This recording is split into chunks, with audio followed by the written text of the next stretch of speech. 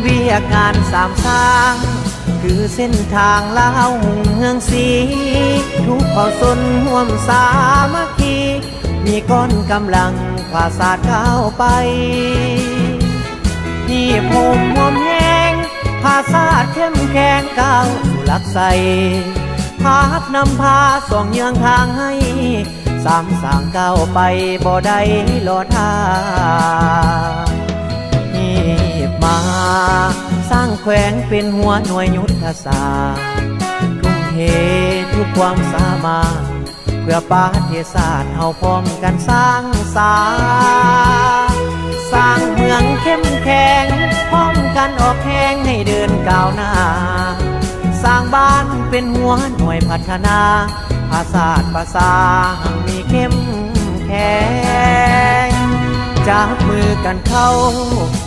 ทุกคนจงพอ